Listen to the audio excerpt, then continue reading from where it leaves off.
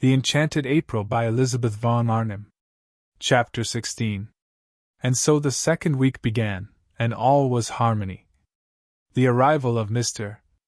Wilkins, instead of, as 3 of the party had feared and the 4th had only been protected from fearing by her burning faith in the effect on him of San Salvatore, disturbing such harmony as there was, increased it. He fitted in. He was determined to please, and he did please. He was most amiable to his wife not only in public, which she was used to, but in private, when he certainly wouldn't have been if he hadn't wanted to. He did want to.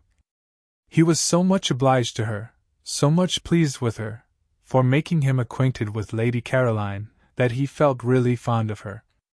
Also proud, for there must be, he reflected, a good deal more in her than he had supposed, for Lady Caroline to have become so intimate with her, and so affectionate. And the more he treated her as though she were really very nice, the more Lottie expanded and became really very nice, and the more he, affected in his turn, became really very nice himself, so that they went round and round, not in a vicious but in a highly virtuous circle. Positively, for him, Mellersh petted her. There was at no time much pet in Mellersh, because he was by nature a cool man, yet such was the influence on him of, as Lottie supposed, San Salvatore, that in this second week he sometimes pinched both her ears, one after the other, instead of only one, and Lottie, marveling at such rapidly developing affectionateness, wondered what he would do, should he continue at this rate, in the 3rd week, when her supply of ears would have come to an end. He was particularly nice about the washstand, and genuinely desirous of not taking up too much of the space in the small bedroom. Quick to respond, Lottie was even more desirous not to be in his way, and the room became the scene of many an affectionate combat to genericide, each of which left them more pleased with each other than ever. He did not again have a bath in the bathroom, though it was mended and ready for him, but got up and went down every morning to the sea, and in spite of the cool nights making the water cold early had his dip as a man should, and came up to breakfast rubbing his hands and feeling, as he told Mrs. Fisher, prepared for anything. Lottie's belief in the irresistible influence of the heavenly atmosphere of San Salvatore being thus obviously justified, and Mr. Wilkins, whom Rose knew as alarming and Scrap had pictured as icily unkind, being so evidently a changed man, both Rose and Scrap began to think there might after all be something in what Lottie insisted on, and that San Salvatore did work purgingly on the character. They were the more inclined to think so in that they too felt a working going on inside themselves. They felt more cleared, both of them, that second week Scrap in her thoughts, many of which were now quite nice thoughts, real amiable ones about her parents and relations, with a glimmer in them of recognition of the extraordinary benefits she had received at the hands of what? Fate? Providence? Anyhow of something, and of how, having received them, she had misused them by failing to be happy, and Rose in her bosom, which though it still yearned to some purpose, for she was reaching the conclusion that merely inactively to yearn was no use at all, and that she must either by some means stop her yearning or give it at least a chance remote, but still a chance of being quieted by writing to Frederick and asking him to come out. If Mr. Wilkins could be changed, thought Rose, why not Frederick?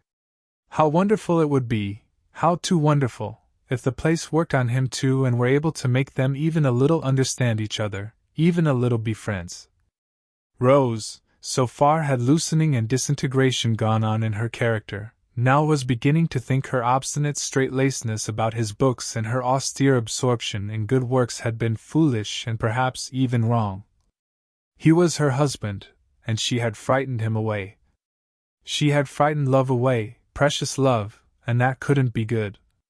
Was not Lottie right when she said the other day that nothing at all except love mattered? Nothing certainly seemed much use unless it was built up on love. But once frightened away, could it ever come back? Yes, it might in that beauty, it might in the atmosphere of happiness Lottie and San Salvatore seemed between them to spread round like some divine infection. She had, however, to get him there first, and he certainly couldn't be got there if she didn't write and tell him where she was. She would write. She must write, for if she did there was at least the chance of his coming, and if she didn't there was manifestly none. And then, once here in this loveliness, with everything so soft and kind and sweet all round, it would be easier to tell him, to try and explain, to ask for something different, for at least an attempt at something different in their lives in the future, instead of the blankness of separation, the cold of nothing at all but the great windiness of faith, the great bleakness of works. Why, one person in the world, one single person belonging to one, of one's very own, to talk to take care of, to love, to be interested in, was worth more than all the speeches on platforms and the compliments of chairmen in the world. It was also worth more. Rose couldn't help it, the thought would come than all the prayers. These thoughts were not head thoughts, like Scraps, who was altogether free from yearnings, but bosom thoughts. They lodged in the bosom. It was in the bosom that Rose ached, and felt so dreadfully lonely. And when her courage failed her, as it did on most days, and it seemed impossible to write to Frederick, she would look at Mr. Wilkins and revive. There he was, a changed man. There he was, going into that small, uncomfortable room every night, that room whose proximities had been Lottie's only misgiving, and coming out of it in the morning, and Lottie coming out of it too, both of them as unclouded and as nice to each other as when they went in. And Han and he, so critical at home, Lottie had told her, of the least thing going wrong, emerged from the Bath catastrophe as untouched in spirit as Shadrach, Meshach and Abednego were untouched in body when they emerged from the fire? Miracles were happening in this place. If they could happen to Mr. Wilkins, why not to Frederick? She got up quickly. Yes, she would write.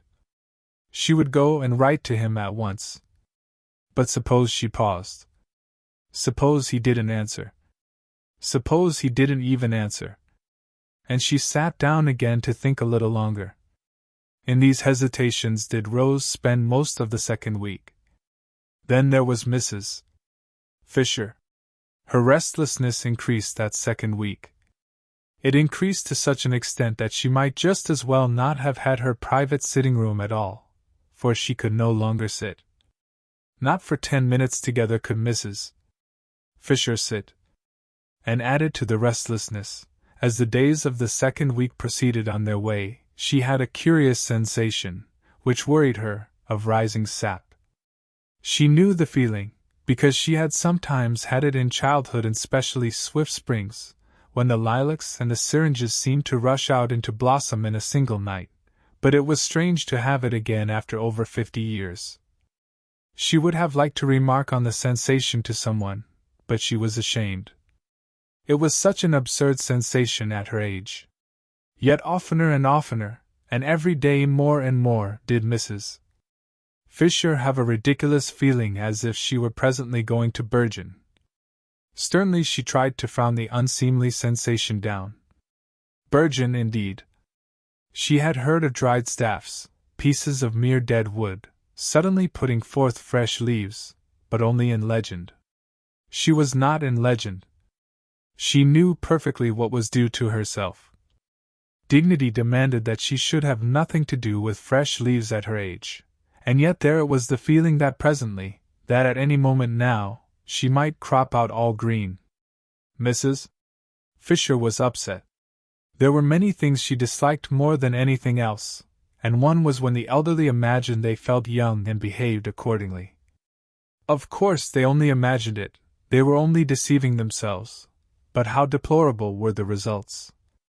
She herself had grown old as people should grow old, steadily and firmly.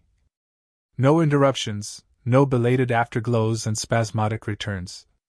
If, after all these years, she were now going to be deluded into some sort of unsuitable breaking out, how humiliating! Indeed, she was thankful, that second week, that Kate Lumley was not there. It would be most unpleasant, should anything different occur in her behavior, to have Kate looking on. Kate had known her all her life. She felt she could let herself go here. Mrs. Fisher frowned at the book she was vainly trying to concentrate on, for where did that expression come from? Much less painfully before strangers than before an old friend. Old friends, reflected Mrs. Fisher, who hoped she was reading, compare one constantly with what one used to be. They are always doing it if one develops. They are surprised at development. They hark back, they expect motionlessness after, say, 50, to the end of one's days. That, thought Mrs.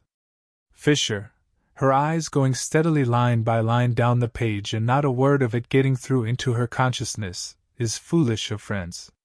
It is condemning one to a premature death. One should continue, of course with dignity, to develop, however old one may be. She had nothing against developing, against further ripeness, because as long as one was alive one was not dead obviously, decided Mrs. Fisher, and development, change, ripening, were life. What she would dislike would be unripening, going back to something green. She would dislike it intensely, and this is what she felt she was on the brink of doing.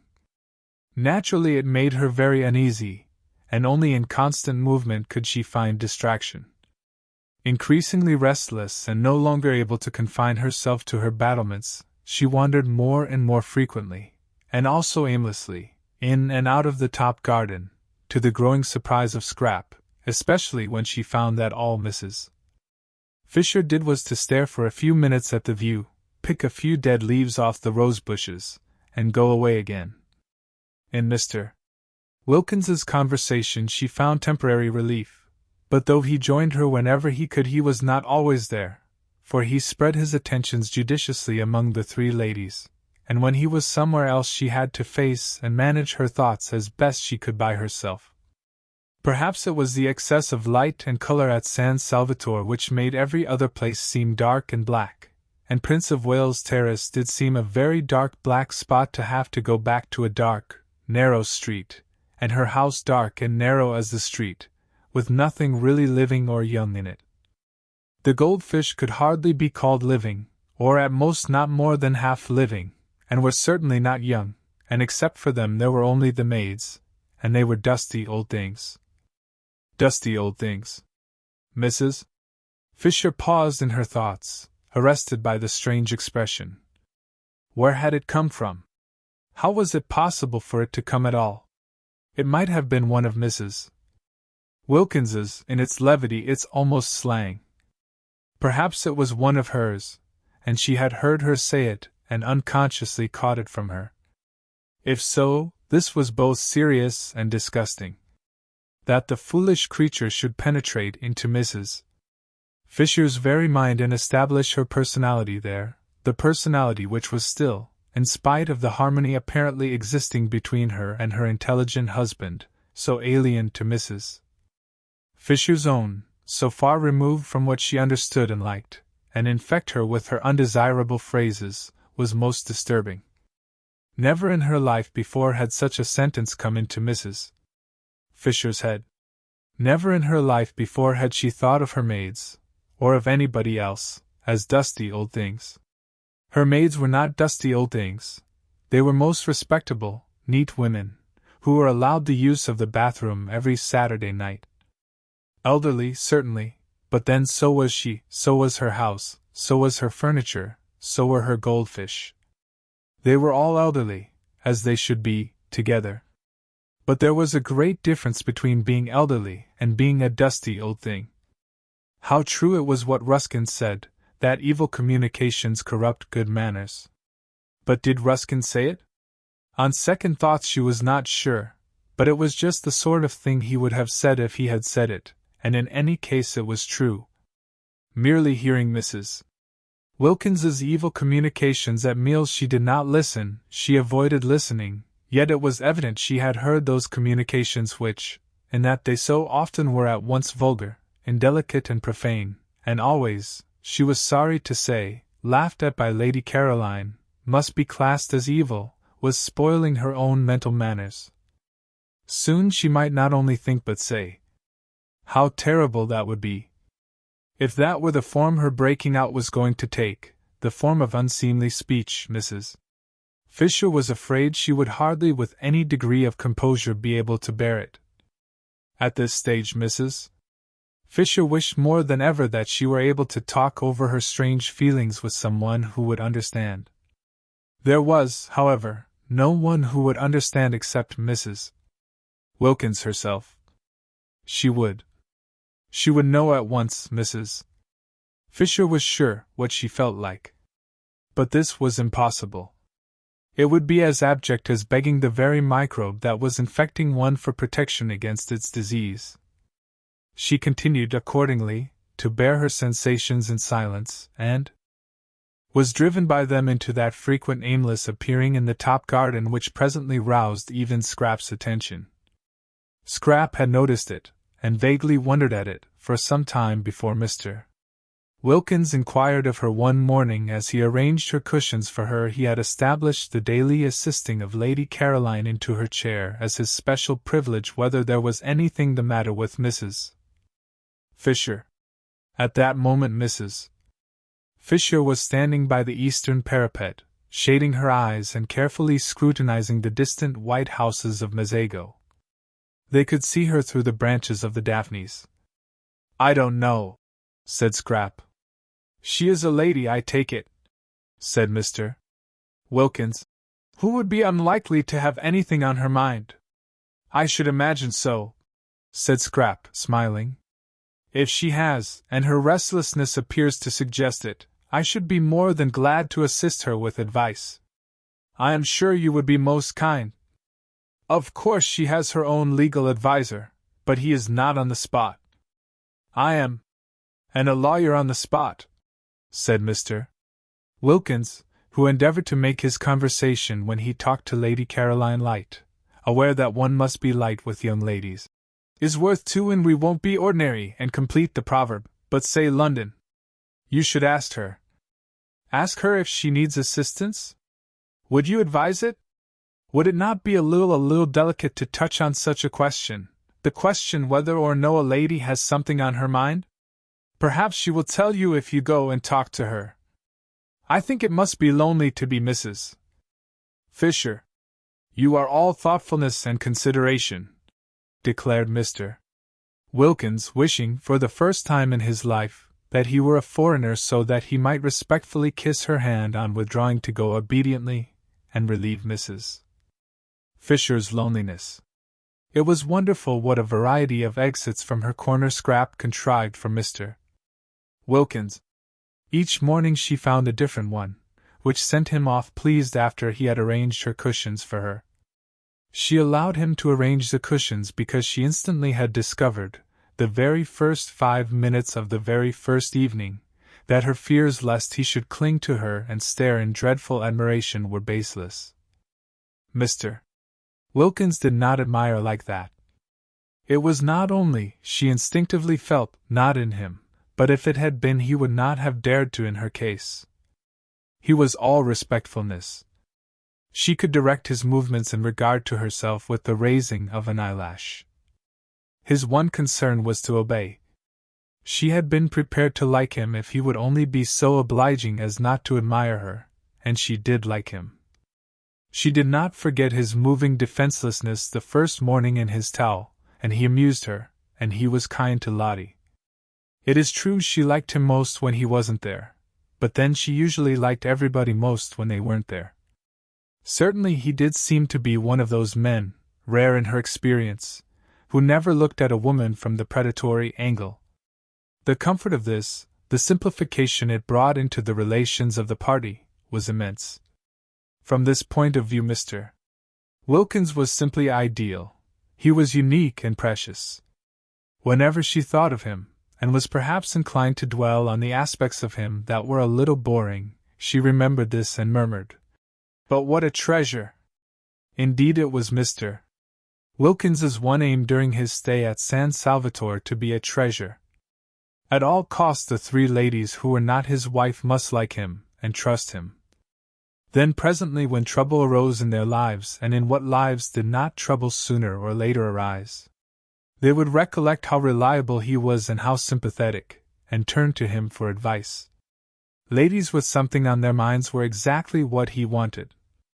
Lady Caroline, he judged, had nothing on hers at the moment, but so much beauty, for he could not but see what was evident must have had its difficulties in the past, and would have more of them before it had done. In the past he had not been at hand, in the future he hoped to be. And meanwhile the behavior of Mrs. Fisher, the next in importance of the ladies from the professional point of view, showed definite promise. It was almost certain that Mrs. Fisher had something on her mind. He had been observing her attentively, and it was almost certain. With the third, with Mrs. Arbuthnot, he had up to this made least headway, for she was so very retiring and quiet.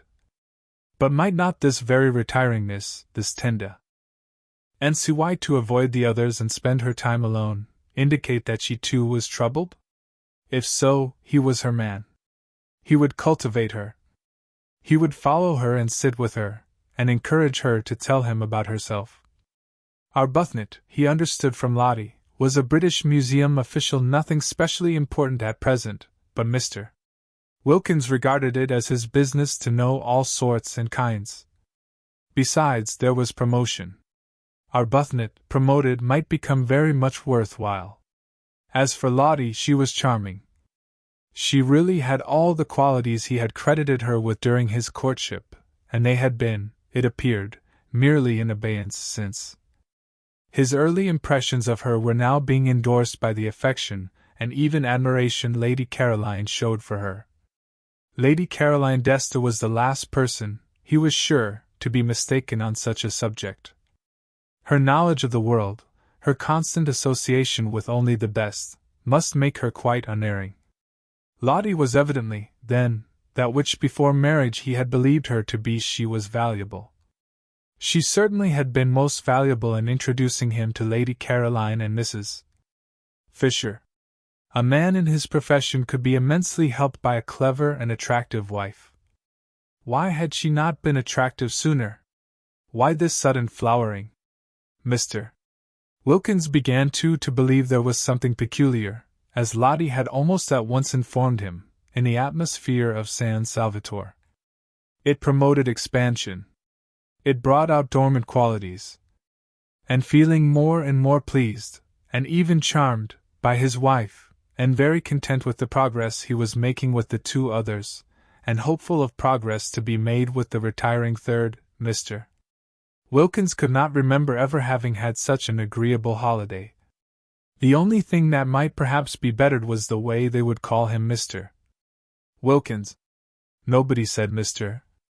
Mellersh Wilkins. Yet he had introduced himself to Lady Caroline. He flinched a little on remembering the circumstances as Mellersh Wilkins. Still, this was a small matter, not enough to worry about. He would be foolish if in such a place and such society he worried about anything.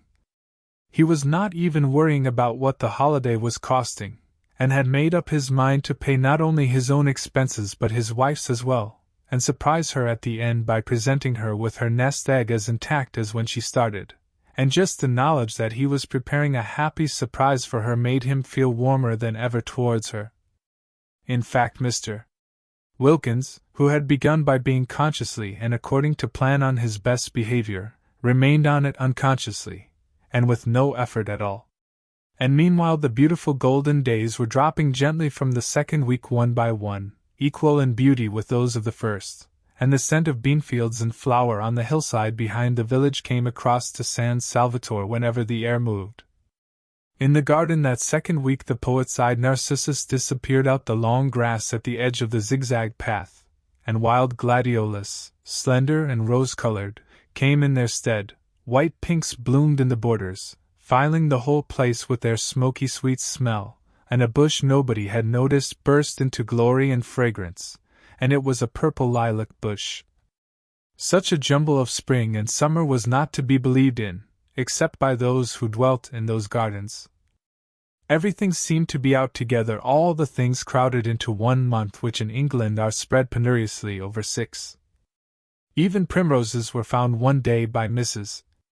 Wilkins in a cold corner up in the hills, and when she brought them down to the geraniums and heliotrope of San Salvatore they looked quite shy.